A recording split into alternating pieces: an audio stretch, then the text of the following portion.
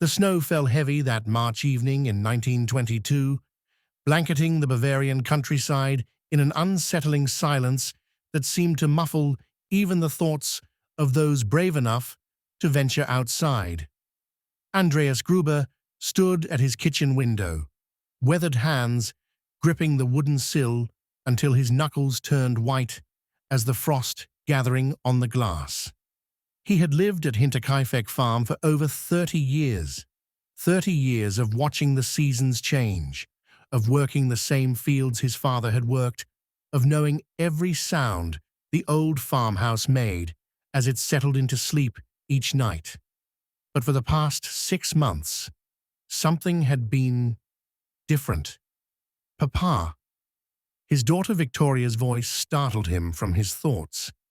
She stood in the doorway, her 7-year-old daughter, Cecilia, clinging to her skirts, with eyes wide, with that peculiar fear children possess when they sense something adults are trying to hide.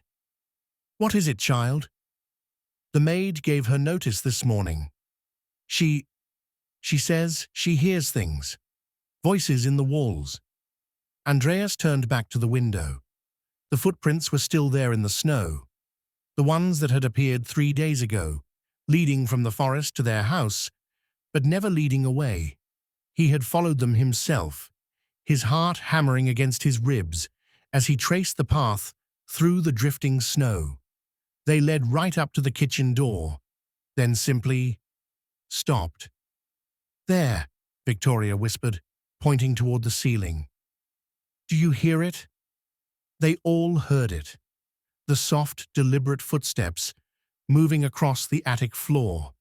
The attic that should have been empty, that had been empty when Andreas had checked it just that morning, finding nothing but dust motes dancing in the pale winter light. But tonight was different. Tonight, something was walking up there. "Stay here," Andreas commanded, his voice rougher than he intended. He reached for the old hunting rifle mounted above the fireplace, its metal cold against his palms. The weapon had belonged to his father, had seen him through the war, had put food on their table for decades. Now, it might be all that stood between his family and whatever had been watching them from the shadows. The farmhouse at Hinterkaifeck sat isolated, 6 kilometers from the nearest neighbor, surrounded by dense forest that seemed to press closer each day. It was the kind of place where screams would go unheard, where someone could disappear without a trace, where the only witnesses would be the bare-branched trees that stood like skeletal sentinels in the moonlight. Andreas had tried to tell himself it was nothing. Farmers were practical people.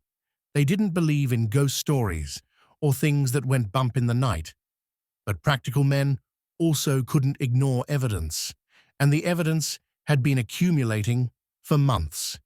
It had started in September, just after they'd hired the new maid, a young woman from the village who'd lasted exactly 3 weeks before she'd packed her belongings and fled in the middle of the night, leaving behind only a hastily scrawled note. "I cannot stay. Something watches from the forest."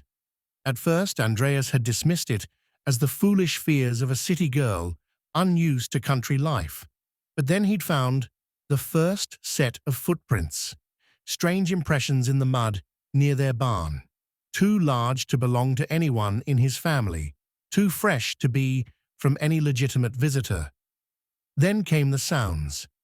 Scratching in the walls at night, soft voices drifting down from the empty attic, the inexplicable sound of pages turning in the library when everyone was asleep.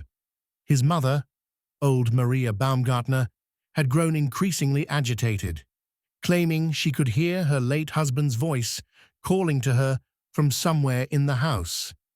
"He tells me to be ready," she would whisper, her milky eyes reflecting the lamplight. "He says they're coming for us all."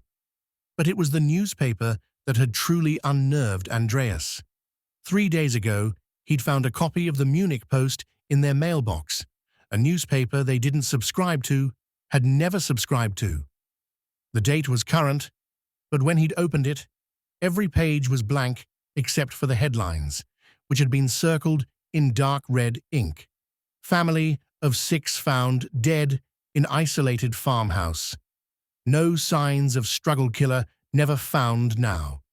As Andreas climbed the narrow stairs to the attic, each step seemed to echo through the house like a funeral bell. The rifle felt impossibly heavy in his hands, and he could hear his own breathing, harsh and rapid, in the cold air. Behind him, he could hear Victoria trying to comfort little Cecilia, whose soft whimpering had grown more pronounced as the night wore on. His mother sat in her chair by the fire, rocking back and forth, muttering prayers in a dialect so old Andreas could barely understand the words. The attic door stood slightly ajar. Andreas stopped, his blood turning to ice water in his veins. He distinctly remembered closing that door, sliding the heavy wooden latch into place, just as he had every night for 30 years. The latch that now hung open, swaying slightly in a draft that shouldn't exist. "Who's there?" he called out, his voice cracking like a teenage boy's. Silence. Then, from somewhere in the darkness beyond the door, came the sound of someone or something shifting their weight, settling in as if they'd been waiting patiently for this very moment. Andreas raised the rifle and pushed the door open with its barrel. The attic stretched before him, a cavern of shadows pierced by thin streams of moonlight filtering through gaps in the roof tiles. The air smelled of dust and decay and something else, something organic and wrong, like meat left too long in summer heat. That's when he saw them, footprints in the dust. Not his footprints, these were smaller, more deliberate, and they led from the door to a corner of the attic where old furniture had been stacked under moldering sheets. But what made Andreas's hands shake so violently he nearly dropped the rifle was the realization that the footprints were fresh, pressed into dust that should have been undisturbed for months. And they led not just to the corner, but around it, as if someone had been pacing back and forth, for hours, days maybe, waiting.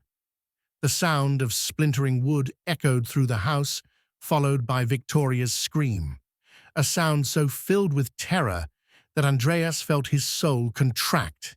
He spun toward the stairs, but as he moved, he heard it clearly for the first time. Breathing. Not his own. Not from downstairs. From right behind him. Andreas turned slowly, his finger finding the trigger of the rifle. In the far corner of the attic, partially hidden behind a sheet-draped wardrobe, stood a figure, tall, impossibly thin, dressed in clothes that might have been black, or might have been the color of old blood in the moonlight. The figure's face was obscured by shadow, but Andreas could see its eyes, pale, reflective, like those of a nocturnal animal caught in lamplight. They seemed to glow with their own cold illumination, and they were fixed directly on him with an intensity that made his skin crawl. "What do you want?" Andreas whispered, though every instinct screamed at him to run, to flee, to leave this cursed place and never look back. The figure tilted its head, a gesture so unnaturally angular it seemed to dislocate something in Andreas's mind. When it spoke, its voice was barely above a whisper, but it seemed to come from everywhere at once, from the walls, from the floor, from inside Andreas's own skull. "We have been watching," it said. "We have been waiting. The time has come to collect what is owed." Below, the sounds of struggle had stopped. The house had fallen into a silence so complete it seemed to press against Andreas's eardrums like deep water. No more screaming, no more running footsteps, just nothing. Andreas felt tears streaming down his face, though he couldn't remember starting to cry. The rifle trembled in his hands as he aimed it at the figure, but his finger seemed frozen on the trigger. "My family," he managed to choke out. "What have you done to my family?" The thing that had been watching them, that had been living in their attic, eating their food, reading their books, walking their halls in the dead of night, stepped forward into a shaft of moonlight. Andreas saw its face clearly for the first time and felt his sanity begin to fray like old rope. It wasn't entirely human. "Your family," it repeated, and Andreas could hear the smile in its voice even though its mouth never moved. "They are safe now. They are with us now, and soon you will be too." The last thing Andreas Gruber saw before the darkness took him was not the creature's face, but the others emerging from the shadows behind it. Figures in clothes from decades past, their faces pale and slack, their eyes empty of everything except hunger. The watchers of Hinterkaifeck had been patient, but their patience had finally come to an end.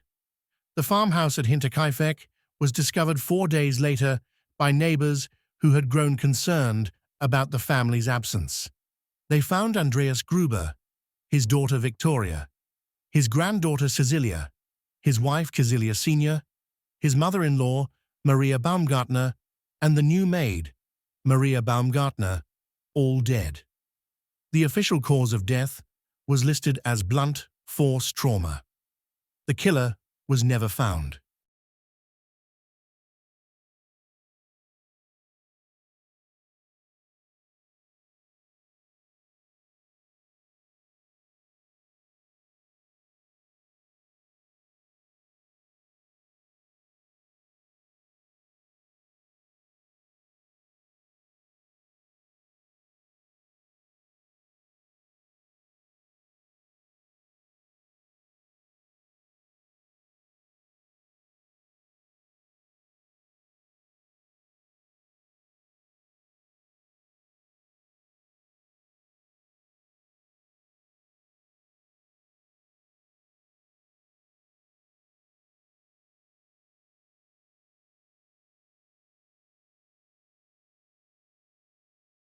Happened. The footprints in the snow that Andreas had noticed were real. They led from the forest to the house, but investigators never found any leading away. Whoever had been watching the family, whoever had killed them, had simply vanished. Local legends say that on certain winter nights, when the snow falls heavy and the wind cuts through the trees like knives, you can still see lights in the windows of the abandoned Hinterkaifeck farm. Shadows moving behind curtains in rooms where no one should be living. Because some watchers, once they've found their prey, never really leave. They simply wait for the next family to move in, the next victims to study, the next souls to collect. The murders at Hinterkaifeck remain unsolved to this day. The farmhouse was torn down in 1923, but locals report that even now, almost a century later, nothing will grow where it once stood. The earth remains barren, as if the very ground remembers what happened there, as if it's still waiting for someone to come home. And sometimes, late at night, hikers in the Bavarian forest report seeing a figure standing among the trees, tall, impossibly thin, watching them with pale, reflective eyes. It never moves, never speaks, never approaches. It simply watches and waits. Just as it did at Hinterkaifeck all those years ago, when a family learned too late that some visitors don't knock before they come inside. They just make themselves at home.